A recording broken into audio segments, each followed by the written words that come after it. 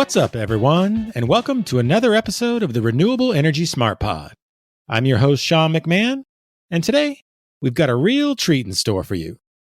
Most episodes of this show feature experts from the renewable energy sector who talk about what's going on in the industry from a business-to-business perspective. But today, we're going to pivot away from that B2B focus and talk about things on a much more consumer level. After all, while most of the listeners of this podcast might work in renewables, all of the listeners of this podcast are energy consumers. And let's be honest, even some of the most die-hard members of the renewables industry probably have at least one or two things about their home that they wish were more sustainable. With that in mind, Matt Farrell is going to join me in a minute to outline various ways everyday people can embrace cost-saving strategies that also make their homes more resilient and more sustainable.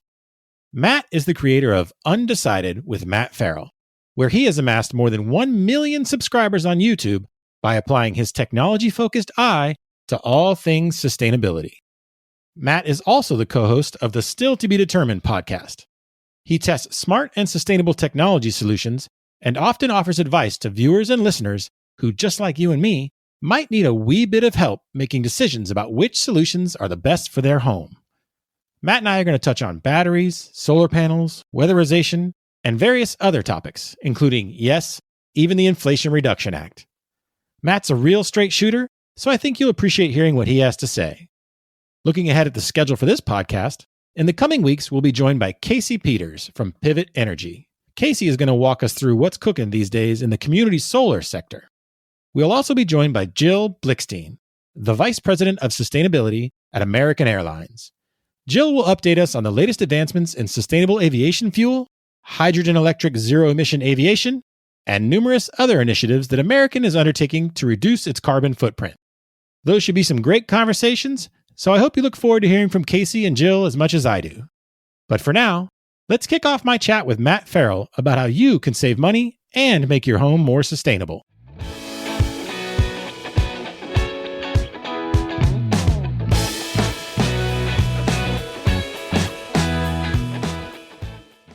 Hello, everyone, and thank you for joining me today. My guest is Matt Farrell. Matt is the creator of the Still to Be Determined podcast and the popular YouTube channel Untitled with Matt Farrell. Matt, how are you doing today? I'm very good. How are you doing? I'm doing great. I'm really excited to have you on because a lot of the episodes on this podcast are kind of, the corporate lens looking at the renewable space. But every once in a while, I like to bring in someone who's going to kind of tell us, what homeowners or small business owners, look at what's going on in this space from that perspective. And obviously someone with your background is perfect for that.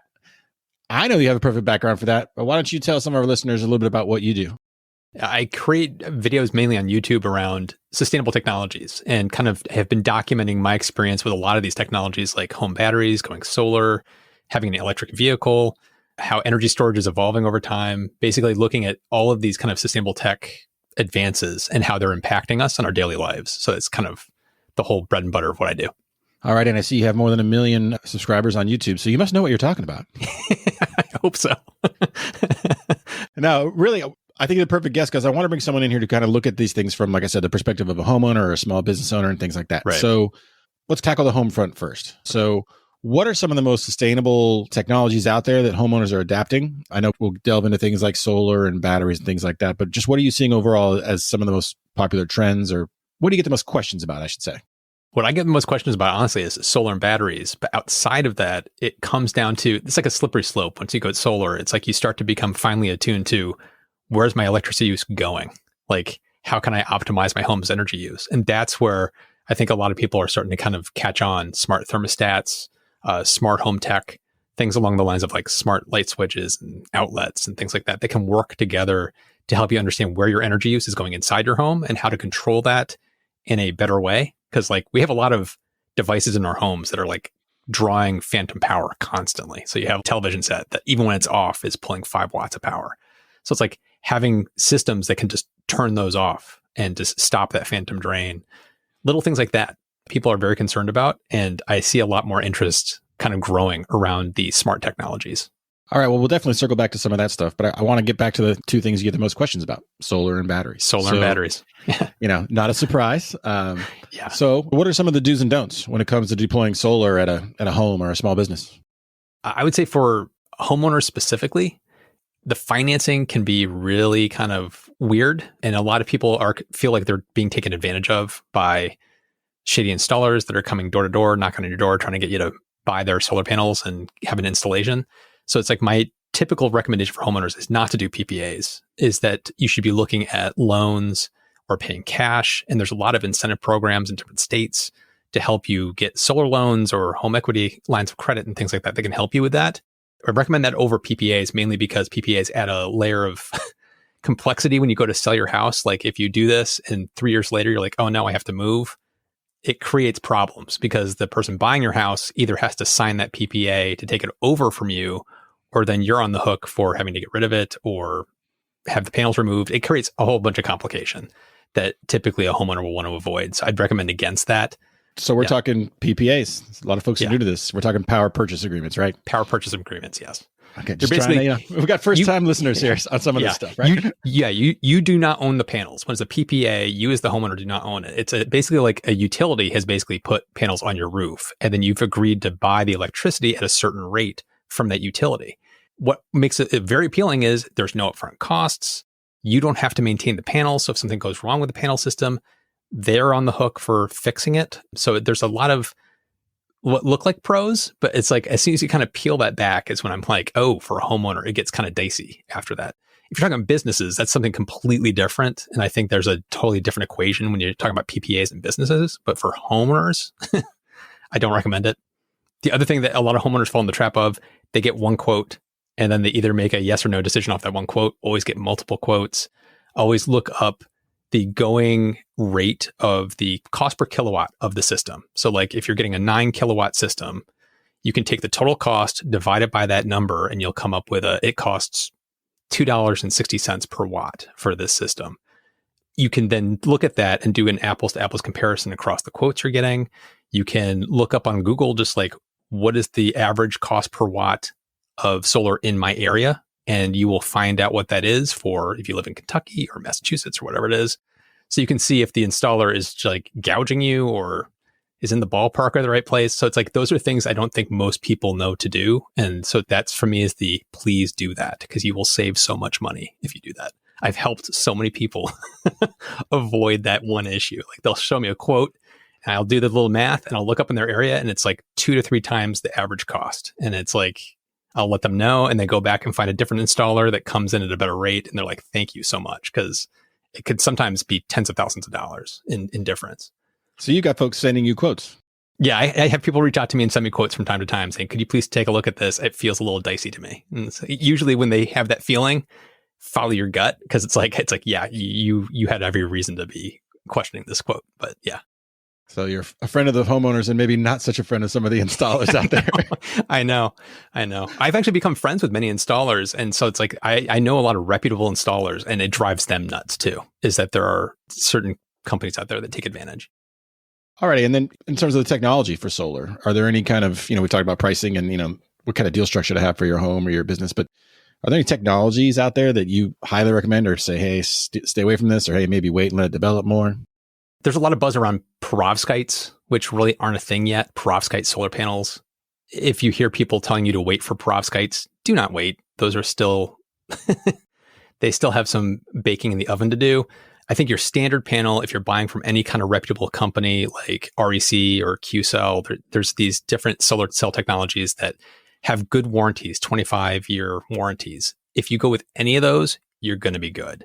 If you're trying to save money, oftentimes you're getting a lower quality cell that might only last 10, 15 years. So you need to do those equations and understand that why one panel might cost half of another one comes down to this may need to be replaced in 15 years and this one will last you 30 plus. So you need to make sure that you're looking at the warranties. But for me, it's like Q-Cell and REC tend to be kind of like that middle to top tier of what you would want to look for. Okay, you mentioned you also get a lot of questions about batteries. So let's kind of take that same tactic. What are some of the do's and don'ts when it comes to batteries? Batteries are dicey because they're still very expensive for homes right now. It really depends on where you live. It's like a hyper-local decision, because if you have cheap electricity rates and there aren't good incentive packages in your area, a battery is just not going to make sense. But if you live in areas like Massachusetts, where I do, or California, and if time of use rates where the electricity rate is really expensive during the day and really cheap overnight, if you have those kind of options, that's when batteries can really start to kind of sing and really kind of save you money. In addition to just giving you that level of comfort, if there's an outage, you're going to have, it's basically a backup generator, so it will carry you through the outage.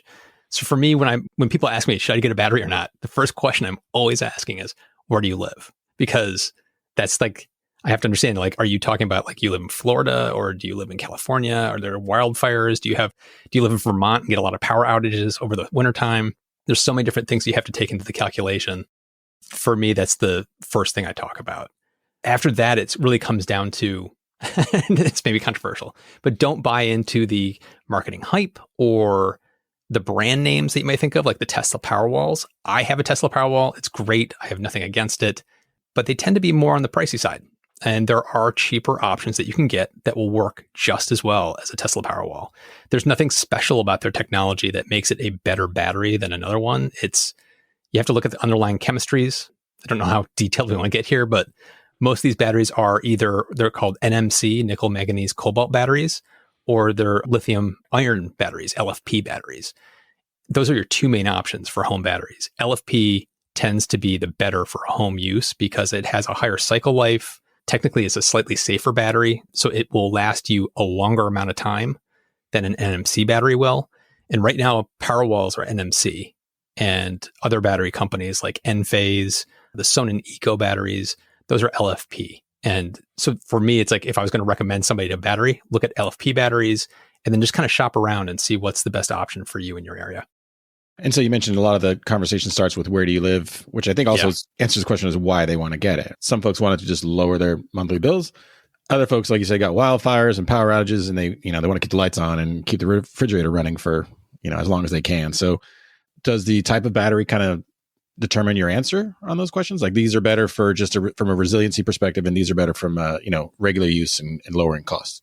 I think that would come down to how big of a battery you get. So like if your goal is, I just want to make sure that, we get power outages in the wintertime that, maybe last half a day. Okay, you don't need a massive battery pack. Just get an LFP battery that maybe, like a 10 kilowatt hour system, and that will be all you need. Or somebody that's like, I want to go off grid. I want to be as self-sufficient as I can, understanding how much energy they use and saying, okay, you might want a 20 kilowatt hour system or a 30 kilowatt hour system. Again, I'm almost always recommending an LFP over an NMC just because of that cycle life equation. So it's like cost wise, they're not that different. So it's like Tesla Powerwall versus the Enphase IQ system. It's kind of 6 of one, half a dozen the other cost wise. So it just comes down to what kind of energy output you need. That's the other factor that we haven't talked about, because like not all batteries are created equal. Like if you're running your stove, you're charging an EV, you're doing all this stuff at once, how much energy it can output at once is an important factor as well. It's not just how much energy it can store, but how much can it deliver at once, so that if your air conditioning kicks on, it doesn't trip a circuit and shut the battery off. You don't want that either. Yeah, so let's dive into that. So, I mean, obviously there are some folks who, like you said, got an EV going, they got a larger square foot house, we'll just say. I don't want to draw the demarcation line of what's big and what's small these days, but a McMansion or something like that. But how do you tackle, how should the homeowners tackle something like that? Like just identifying, okay, I got all these appliances, a car, maybe 2 cars. How do you help them sort through all that? The easy, well, I say easy in gigantic air quotes. It would be like you just want to kind of create a list of all the main things in your home, like your HVAC system, your stove, your dishwasher, your, the things that draw a lot of power. Just come up with a list of all the main things. And then just you find the spec sheets. And so you know how much wattage they pull just based on the spec sheets. And you can just do some back of the napkin math and then go, oh, there's a total of, 5,000 watts. So it's 5 kilowatt draw if I had all these things on at once. That kind of gives you a nice baseline. The next step up is what I was talking about before, about how a lot of people are concerned about well, how much energy am I actually using? If you have smart outlets, a lot of these smart outlets track how much energy you're using. You can buy cheap energy meters online from Amazon for like $25, where you just plug it into the outlet and plug the thing you want to track into it, and it will show you how much wattage it's pulling. If you want to get really detailed, you could actually put that on your, electric dryer and see exactly how much energy it pulls when you're running it. So if you kind of get this back of the napkin math understanding of my home is typically on a heavy load pulling 4, 5, 6, 7,000 kilowatts, you'll then understand what you need to do for a battery. So it's like you'd want a battery that can achieve at least 6,000, 7,000 kilowatts continuous output with a spike of 10,000, because most of these batteries can handle a short spike to a higher load. So if the air conditioning kicks on, it has a huge spike of energy and then it drops down to what it's going to run at. You just want to make sure that you can handle those spikes, and just look at the spec sheets on the batteries and what you have in your home. I got to tell you, Matt, I'm really grateful that you're kind of teaching folks how to tabulate all the watts they use in their house, because I've mentioned this on a few episodes in the past on my soapbox here. Like, I don't think most people speak watts. No. I really think that's in the context of, these massive renewable energy projects. Like, oh, it's this solar farm or wind farm is going to generate a bunch of megawatts. And I'm like, people don't know what that means. Like, they drive by a wind turbine out there in the field and they have no idea like how many homes that one turbine powers. So getting back to your recommendation, like, figure out how much you need. It kind of, educates them on how to speak the language a little bit. So I love that you're doing that. So, following on that conversation, we're all trying to figure out ways to increase energy efficiency, use less power, try to design the net zero house. So what's some of the low hanging fruit there for homeowners? In addition to stuff we've already mentioned, right? kind of the outlets that measure, TV pulling watts, things like that. Is there anything else that just in 2 or 3 moves, a homeowner could really see results in terms of reducing their costs? Oh, weatherization.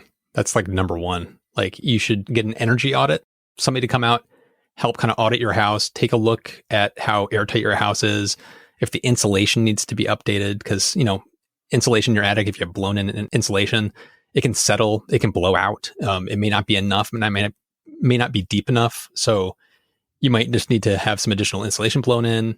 My house, I had this done on my house. The current house is, I had an energy audit done. They added, I think it was like about a foot of blown in insulation. They blew new insulation into the exterior walls, and it was covered by a Massachusetts program that covered most of the cost. So for me, out of pocket, it didn't cost me much.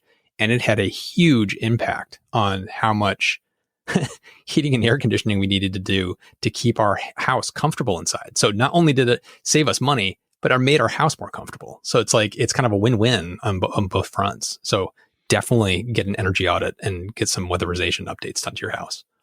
Any other low-hanging fruit? Smart thermostats, things like that. They can be a very cheap and effective way just to kind of like a DIY project. It's like you don't need a professional to come in and change your thermostat. You can do it yourself. It's pretty easy to do. It's a simple upgrade. They're affordable now. And sometimes even utilities will give you rebates on the cost of a smart thermostat. So it's like, there's also programs like, my Ecobee is enrolled in a local program called Connected Solutions. So the utility, during peak times where they're trying to shave electricity costs off the grid, they'll just it's fascinating to watch it happen. And over the summer, it's like they will crank up my air conditioning in the middle of the day, a couple hours leading up to the peak demand, which usually happens around dinner time. So 3:00 in the afternoon, my air conditioning will crank up, gets the house really nice and cold, and then the system shuts off. And so then during the peak shaving moment, which is maybe 6 to 7 o'clock, my house is just slowly warming back up. And by the time the peak demand is over, my house may be up to 76 degrees, 78 degrees, and the air conditioning kicks back on again. And there's rewards for these kind of programs. Not only does it save you money, but sometimes they'll give you money back. Like the utility will give you at the end of the summer, will give you a small check or a gift card or something like that. So easy ways to kind of save a little money. Very simple. Alrighty. So now on the policy front, obviously the passage of the Inflation Reduction Act, that thing is chock full of all kinds of incentives and tax incentives for various technologies that can be deployed in a home. And I was joking earlier, I'm not sure if a lot of people speak watt. I'm not sure if more or fewer people speak taxes or specifically tax incentives. So, you're hearing there's incentives for heat pumps and solar and batteries and things like that. What did you think of all those incentives? And if you're a homeowner, how should you prioritize these things if you've got budget limitations?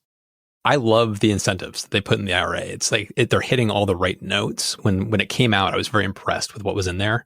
I was also very impressed with how they had taken, not all people are going to like this, but they take income into account. So the more household income you have, the less of a rebate you'll see, because they're trying to make it equitable based on, how much money you make every year. I'm a big fan of that as well, because oftentimes these programs only help the people who are wealthy in the first place. It's nice to have programs that are going to help as many people as they possibly can.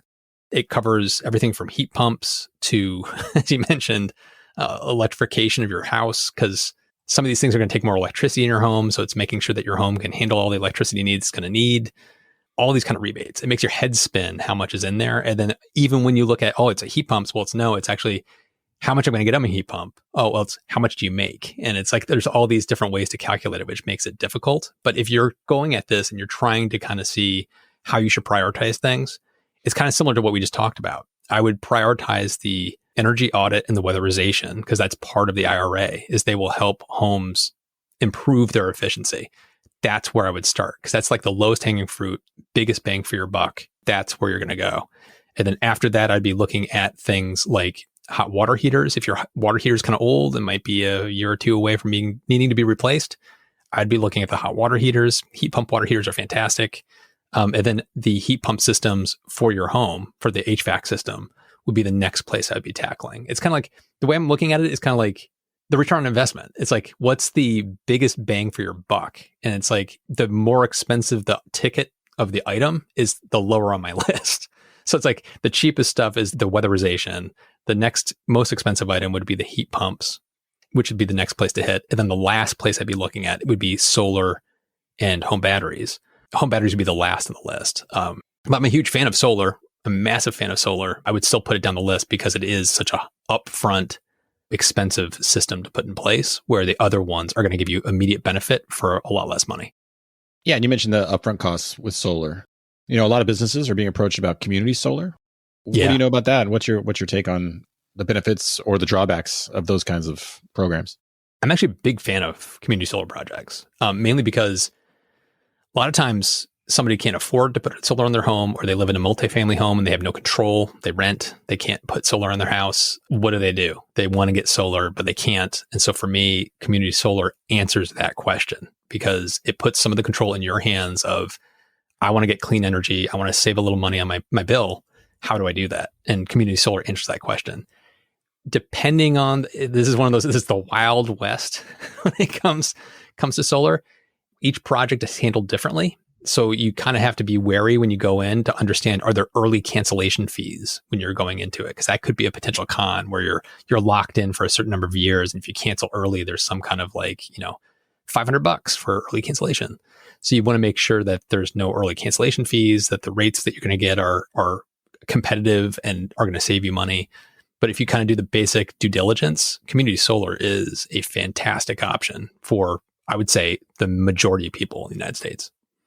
You're obviously someone who's pretty tech savvy, specifically when it comes to all these energy efficiency things. So we've talked about a lot of things that exist now, but are there any technologies out there on the horizon that you've read into that are maybe being developed that really got you excited?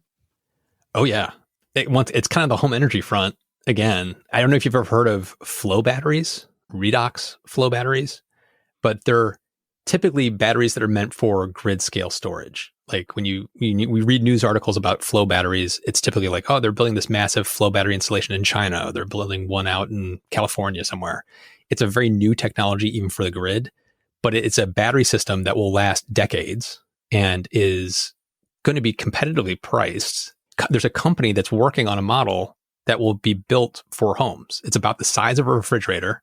It would give you gobs of energy storage, and it's a system that would last you 30 years. So it's like, here's a battery storage system that will last as long as the solar panels that you put on your roof. So if you're getting solar panels and one of these flow batteries, it's like a lifetime system. So that's a technology that I'm really keeping my eye on. It's not on the market yet, but I've talked to one of the companies that's working on it, and they have a model ready to go. There's just some hurdles they have to get through. So it sounds like it's going to be a system that will start to hit the market in the next 2 or 3 years. That's great. So residential flow batteries, because a couple of months ago, we talked to Hugh McDermott from ESS, and their main line of business is, like you said, utility scale and kind of large commercial operations. But I'm going to have to look into residential ones. The size of a refrigerator, you say, huh? Power my whole place. Yeah. I did not think that was going to be possible. And when I talked to this company and they showed me what they were doing, I was like, oh my, that's kind of a mind-blowing thing. I did not know that was going to happen. That's the part that bothers me about batteries today, is they're too expensive and they don't last long enough. But there are technologies on the way that are going to solve that problem. They'll be cheaper and they'll last you decades, which is what we need. Okay. And now, one of the things I like to do on this show is I ask guests for their bold predictions. We've already talked about those new technologies you're looking forward to, but what are some of the new technologies you think will be commonplace in the next 5 to 10 years? Be it utility size that we're all kind of benefiting from, or residential scale where it's just individual folks can just one day go to their local, Lowe's or Home Depot and bring it home. I think it's going to be energy storage for homes. Honestly, it's like right now it's too expensive, but there are so many systems coming on market that are modular, that will be DIY friendly, that you could go to your local Walmart and pick something up and just slap it in your garage next to your electric panel and hook it in. Those are coming. That kind of plug and play, affordable battery tech is going to become commonplace, along with what I think is like virtual power plant systems for the grid, where if every home has a battery in it and the utility is able to tap into that mass group of batteries and use them as like one giant battery, it's going to really, really kind of make the grid sing. And it's going to really kind of unlock a lot of possibility, not just for us as homeowners, but for the community as well. For me, that's kind of what I think is the big thing that hopefully plays out over the next decade. And one of the questions I want to ask you was about EV charging. Obviously, we're seeing more and more EVs out on the road. Is that technology kind of just where it's going to be for the next 5 to 10 years, or do you think there might be game changers coming along in that market? It's a good question. I think it's kind of where it is for the time being. There's kind of like the more kilowatts you're pumping through that cable, the hotter that cable's going to get. And so it's like it's only going to get so fast before at some point it just melts itself. So it's like I don't think there's like a huge game-changing thing that's going to happen in the next 5 years for that. I just hope the infrastructure gets built out, because right now it is depending. If you have a Tesla, it's a pretty good experience. If you don't have a Tesla, it's kind of a crapshoot. So it's like I'm really hoping that the infrastructure kind of matures over the next few years to make it kind of ubiquitous and easy to charge no matter what car you have. Okay, Matt. Well, hey, thank you very much for your time today. It sounds like you're also helping a lot of homeowners out there separate the signal from the noise when it comes to building a more efficient home. So appreciate all your insights. I appreciate you having me on. It was a lot of fun. If you like this podcast, please share it with your friends and colleagues. And be sure to follow us on Apple, Google, Spotify, or wherever you get your podcasts. You can also follow us on Twitter, where our handle is @RenewablesPod. And if you'd like a daily dose of renewable news delivered to your inbox, head to smartbrief.com and sign up for the Renewable Energy Smart Brief.